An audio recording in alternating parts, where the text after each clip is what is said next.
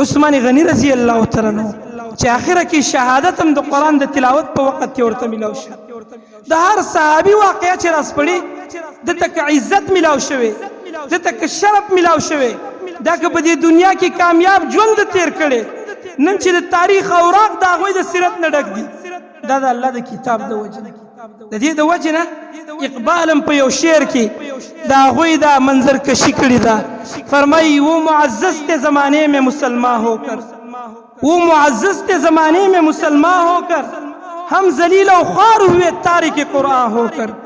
کہ آغا صحابہ کرام معززو، اغوی دا عزت خواندانو، اغوی عزت من خلقو، کامیاب خلقو، دا یو شی دا وجنا دا قرآن دا وجنا.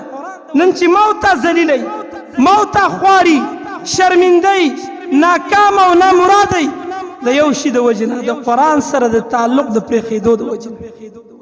د دې د وجنه زمونږ معاشره د تباهۍ طرف ته روانه ده. والله د قرآن د وجه، د قرآن د تعلق د کټ کولو د وجنه زما او ستا معاشره تباهۍ ته روان دي، معیشت تباهۍ ته روان دي.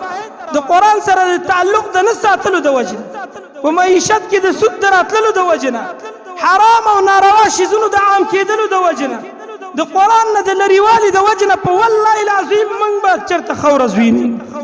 که دا زموږ سوچي چې موږ به خوشحال پاکستان وګورو، د ترقۍ والا پاکستان وګورو، او موږ به هغه اوچتو اوچتو او یورپ او هغه بېدینو خلکو ته ګورو، هغوی خو دغه دنیا الله رب العالمین جنت ګرځولې ده. که د هغوی معاشرې ته ګورو او ووایو چې یاره زموږ دا ملک به هم داسې ترقي وکړي او داسې معاشري حالات به برابر شي او داسې به وشي او هغسې به وشي. یاد وساته ای زما مسلمان، زما دا خبره د زړه په دې تخته باندې ولیکه ځان سره، او یاد یې ساته چې تر څو پورې د الله د کتاب سره تعلق نو برابر کړي، په والله العظیم که مانه ترقي وینې، چې تر څو پورې دې قرآن ته نه وې ناست، په والله العظیم که خوشحال پاکستان وینې، چې تر څو پورې په دې ملک کې د دې قرآن قانون نه راغلی، په والله العظیم که تاسو ترقي په نصیب کړي، که ترقي غواړئ، که معاشره غواړئ، که امن غواړئ، که تعلیم غواړئ، او که کامیابی او کامرانی غواړئ، په والله العظیم د الله په دې کتاب کې د دې قرآن سره د تعلق کې ده. تاسو دا قرآن راواخلئ، موږ وایو موږ تاسو ته مثال هم ذکر کوی شو. نن خو داسې دور دی چې هر څه دپاره به مثال ذکر کړي. موږ درته مثال هم ذکر کوی شو.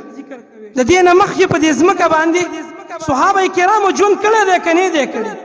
هغه صحابه کرام چې یو پاکستان نه، چې دغه شانتې په سلونو پاکستان د هغوی په ملکیت کې راتلل، دومره وسیع 22 لاک مربع میل چې د هغوی ماتحتو او دا نیمه دنیا د هغوی د ملکیت د لاندې وه، او دا ژوند یې کړی دی، دا معاشره یې تېره کړې ده، دا کامیابي ترلاسه کړې ده.